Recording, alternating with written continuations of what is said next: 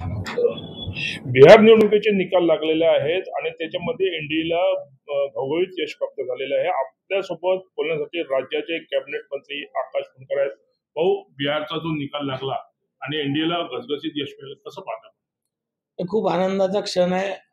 या देशाचे यशस्वी पंतप्रधान आदरणीय मोदीजी, बिहारचं सर्व नेतृत्व आणि विशेष करून बिहारमधील असंख्य कार्यकर्ते यांचं मी अभिनंदन करतो. त्यांची मेहनत फळाला आली आणि जनतेसमोर विकासाचा मुद्दा, बिहारच्या पुढील पिढ्या या शिक्षित झाल्या पाहिजे, त्यांच्या हाताला रोजगार मिळाला पाहिजे, बिहार हे क्षेत्र विकसित झालं पाहिजे, तिथे इन्फ्रास्ट्रक्चर उभं राहिलं पाहिजे, ह्या एक आश्वासक विचार घेऊन आम्ही निवडणुकीला सामोरं गेलो होतो आणि त्यावर शिक्कामोर्तब तेथील जनतेने केलं. मी जनतेचा सुद्धा खूप आभार मानेल आणि अभिनंदन. या निवडणुकीचा आपल्या स्थानिक स्वराज्य संस्थेच्या निवडणुकीवर काही परिणाम होणार आहे का? 100% परिणाम होणार आहे.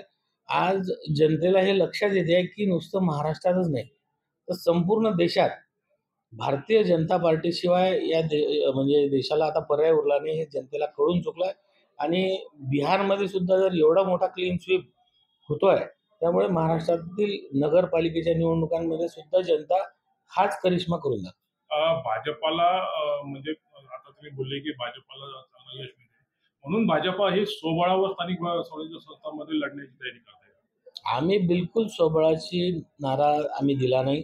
आम्ही तयारी सुद्धा स्वबळावर करत नाही. पण जर आमच्या सोबतचे पक्ष अशी तयारी करत असतील, तर मग आम्ही त्या जागा खाली सोडणार थोडीच आहे. आम्हालाही आमच्या कार्यकर्त्यांना न्याय द्यायचा असतो. जर आमच्या सोबतच्या पक्षांनी जर असं जाहीर केलं, तर त्या सीटवर आम्हाला तर निवडणुकीला सामोरं जावंच लागेल. आमच्या कार्यकर्त्यांना न्याय द्यावाच लागेल. तुमचे जिल्हाध्यक्ष वारंवार दावा करत आहे की आम्ही स्वबळावर लढणार.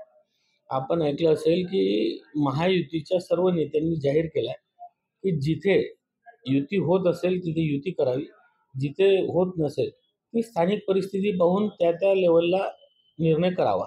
त्यामुळे जिथे होणार नाही तिथे होणार नाही, जिथे होईल तिथे होईल. खामगावमध्ये काय परिस्थिती? खामगावमध्ये मध्यंतरी मी आपल्याच माध्यमातून ऐकलं होतं की राष्ट्रवादी गटनी स्वबळाचा नारा दिला आणि शिंदे गटाचे जे सन्मानित नेते आहेत त्यांनी मध्यंतरी युतीचा मला फोन केला होता.